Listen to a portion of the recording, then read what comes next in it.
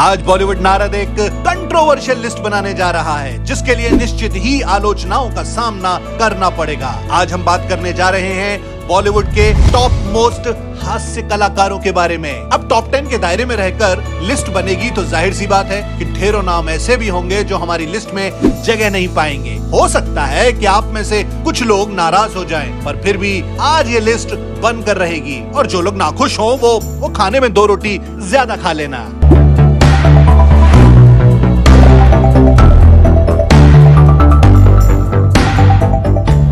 हमारी लिस्ट में पहला नाम है जॉनी वॉकर साहब का। दिल है मुश्किल जीना यहाँ, जरा हट के जरा बच के, ये है बॉम्बे मेरी जान। इनका शुरुआती नाम था बदरुद्दीन जमालुद्दीन काजी।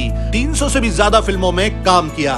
जॉनी वॉकर साहब भी एक जमाने में रजनीकांत साहब की तरह बस कंडक्टर थे। जी हाँ, उन्हें उनका नाम जॉनी वॉकर मशहूर फिल्म मेकर गुरुदत्त ने दिया था। किस्सा यूं कि बलराज साहनी जी ने मिलने भेजा गुरुदत्त के पास। गुरुदत्त ने कहा, शराबी आदमी की एक्टिंग करके दिखाओ।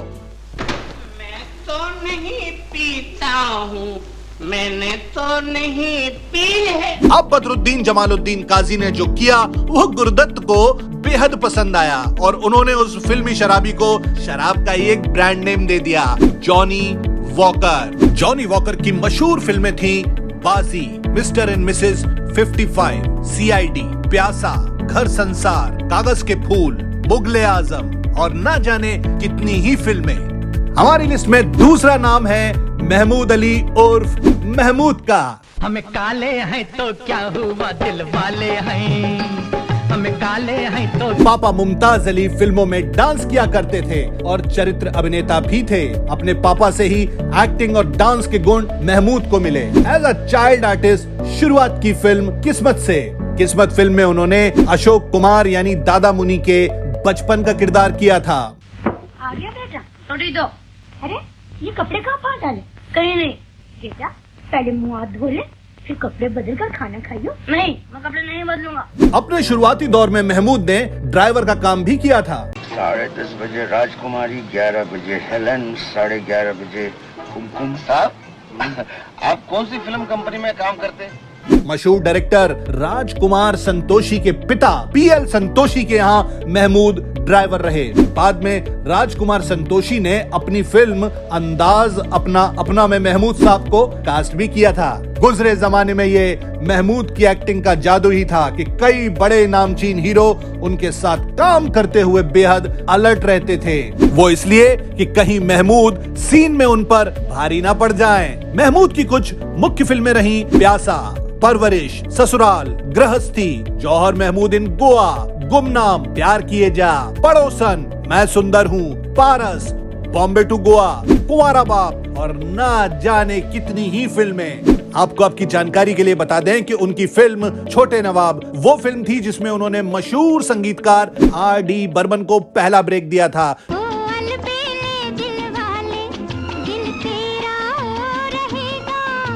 तो वहीं दूसरी ओर कुंवारा बाप वो फिल्म थी जिसमें उन्होंने संगीतकार राजेश रोशन को पहला ब्रेक दिया।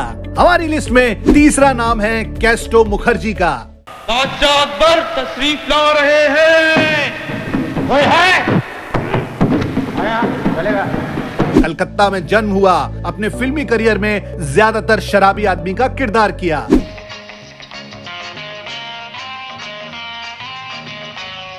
और कमाल की बात यह कि असल जिंदगी में कभी भी शराब को हाथ तक नहीं लगाया।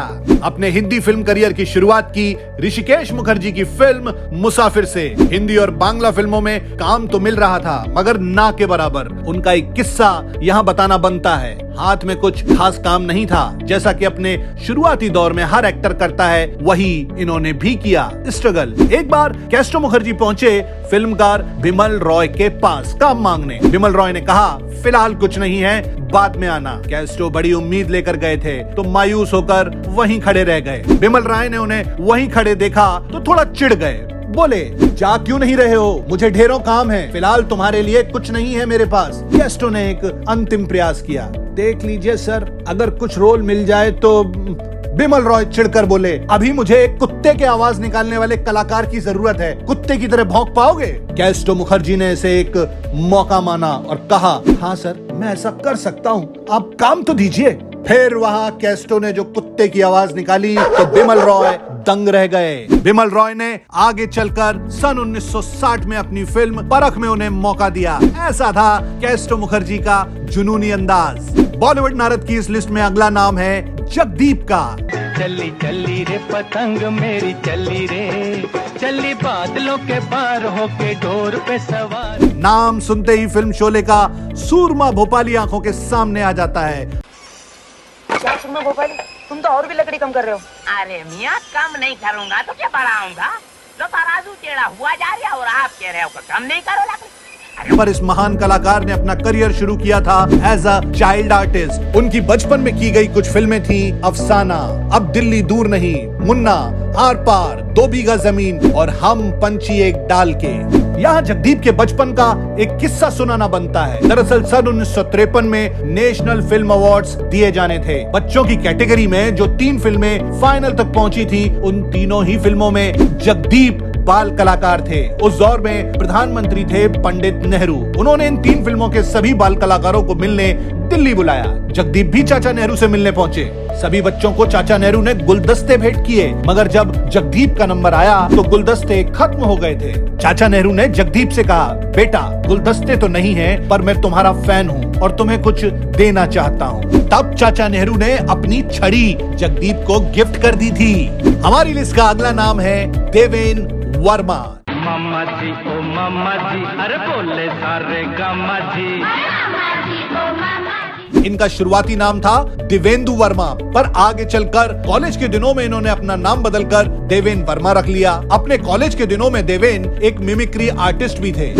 पैर मगर तेरा हाथ ना छोड़ेंगे, तोड़ेंगे पैर मगर तेरा साथ ना छोड़ेंगे, तेरा साथ ना छोड़ेंगे। वो कॉलेज के प्रोग्राम में फिल्मी कलाकारों की नकल किया करते थे। एक बार एक पंजाबी महासभा फंक्शन में वो परफॉर्म कर रहे थे, तब उन पर नजर पड़ी B.R. चोपड़ा की। B.R. चोपड़ा उस वक्त शशि कपूर को लेकर एक फिल्म बनाने जा रहे थे। फिल्म का नाम था धर्मपुत्र। B.R. चोपड़ा ने देवेन वर्मा को भी अपनी फिल्म धर्मपुत्र के लिए कास्ट कर लिया। अरे बाबूजी, बुद्धि और पेट का क्या कनेक्शन? अरे बॉनेट अपनी जगह, डिक्की अपनी जगह। आप तो ऐसी बातें करते हैं जैसे बाहर का खाना खाया ही नहीं। उसके बाद देवेन वर्मा का फिल्मी सफर लगभग 40 सालों तक चलता रहा। इस सफर में उन्होंने अशोक कुमार जी की बेटी रूपा गांगुली से शादी भी की। देवेन वर्मा की कुछ बेहतरीन फिल्में थी गुमराह, चोरी मेरा काम, चोर के घर चोर, आज और कल, मेरे अपने, नौकरी, अंगूर और न जाने कितनी ही फिल्में। असरानी का नाम है हमारी लिस्ट में 6ठे नंबर पर। शोले फिल्म का जेलर किसे याद नहीं होगा, जो कहता था आधे इधर जाओ, आधे उधर जाओ, बाकी सब मेरे पीछे आओ।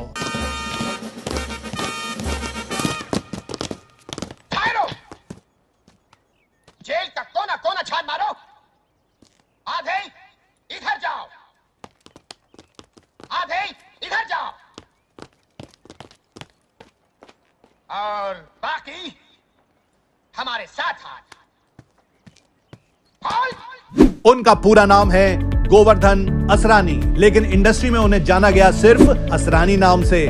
जयपुर में पले बड़े असरानी ने पुणे से FTII से एक्टिंग की पढ़ाई की। बाद में बंबई आए। बंबई में ज्यादा काम नहीं मिल पा रहा था तो वापस FTII में ही एक्टिंग कोच बने। उस दौरान डैनी, जया भादुड़ी जैसे स्टूडेंट्स को एक्टिंग भी सिखाई। फिर दोबारा बंबई आए। इस बार हरे कांच की चूड़ियां जैसी फिल्म में बहुत छोटा सा काम मिला। फिर कुछ और फिल्में की, लेकिन जिंदगी बदल गई फिल्म गुड्डी के बाद। गुड्डी फिल्म का किरदार हालांकि छोटा था मगर नोटिस हुआ। उसके बाद लगातार काम मिलता रहा।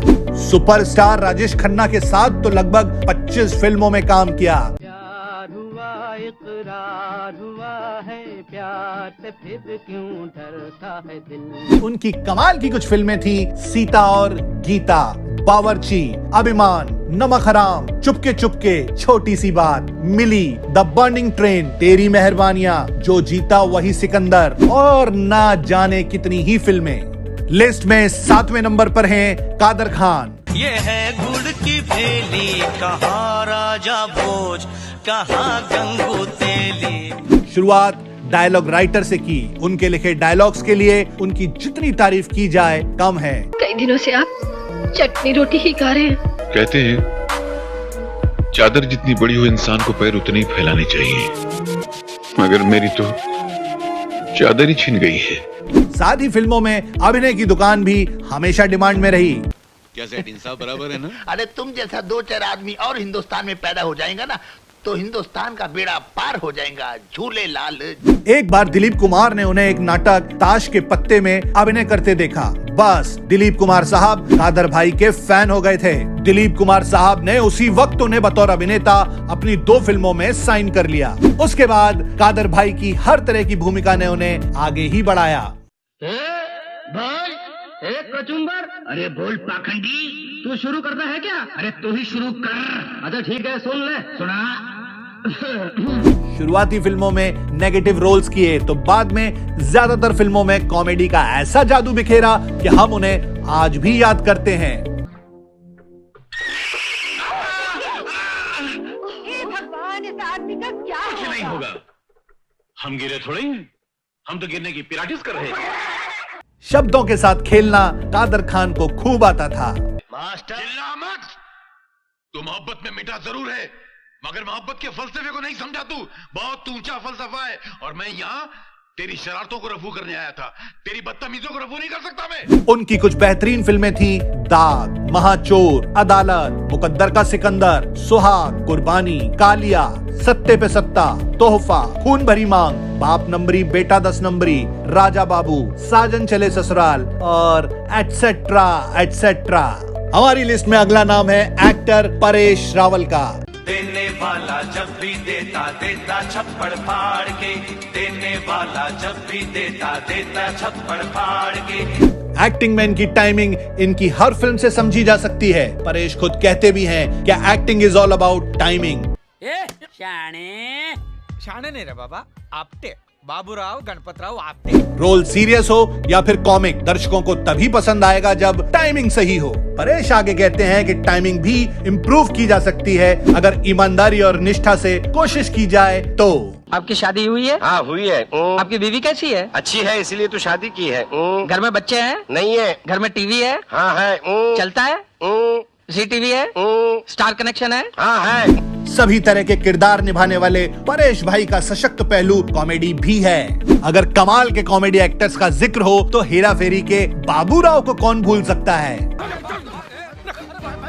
बाबू ये चलिए ना, पकड़ मेरे को जानता नहीं है ये। पकड़ मेरे को साले, पकड़ मेरे को। अपने रंगमंच के अनुभव और गहरी समझ के चलते परेश रावल ने लगभग 250 फिल्मों में काम किया है। उनकी कुछ कमाल की फिल्में हैं अर्जुन, नाम, राम लखन, प्रेम कैदी, सर, लाडला, सरदार, अंदाज, अपना अपना, गुप्त, हीरो नंबर 1, हेरा फेरी, आवारा पागल दीवाना, हंगामा, फिर हेरा फेरी और ना जाने कितनी ही फिल्में। हमारी लिस्ट में अगले पायदान पर हैं जॉनी लीवर। शादी करके फंस गया यार, अच्छा खासा था कमरा। जॉनी लीवर को हिंदुस्तान का पहला स्टैंड अप कॉमेडियन माना जाता है। लाउड कॉमेडी के इस बादशाह ने जो किया है वो आज एक मिसाल है। Hello 1 2 4 1 2 4 mic testing 1 2 4। ये माइक वाला कौन है भाई? ये 3 का है। जिंदगी में कितने भी उतार चढ़ाव आए मगर कभी हार नहीं मानी। अपने खास अंदाज से लोगों को हंसने पर मजबूर किया। जॉनी लीवर की मातृभाषा तेलुगु है, पर हिंदी, अंग्रेजी, मराठी और तुलु भाषा समान रूप से बोल पाते हैं।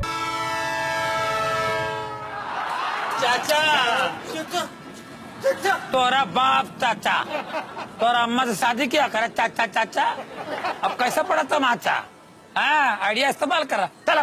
चूंकि शुरुआत में लगभग 6 सालों तक हिंदुस्तान यूनिलीवर जैसी कंपनी में लेबर का काम किया तो लोगों ने उन्हें जॉनी लीवर कह के बुलाना शुरू किया। एक स्टेज शो के दौरान उनके काम को नोटिस किया सुनील दत्त साहब ने और इस तरह मौका मिला पहली फिल्म करने का। फिल्म का नाम था दर्द का रिश्ता।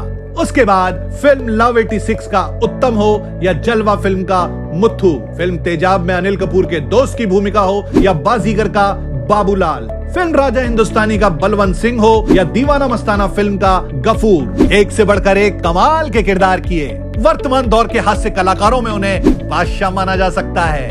हमारी लिस्ट का आखिरी नाम है राजपाल यादव।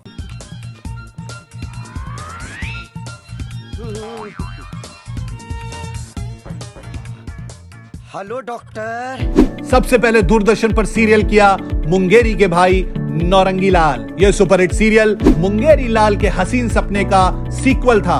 उसके बाद फिल्मों में छोटे छोटे किरदार मिलने लगे। फिर आई राम गोपाल वर्मा की फिल्म जंगल, जिसमें सिप्पा नाम का छोटा मगर खतरनाक किरदार किया, तो बॉलीवुड में अपनी जगह पक्की कर ली। उसके बाद कभी पलट कर नहीं देखा। घूम रहा है।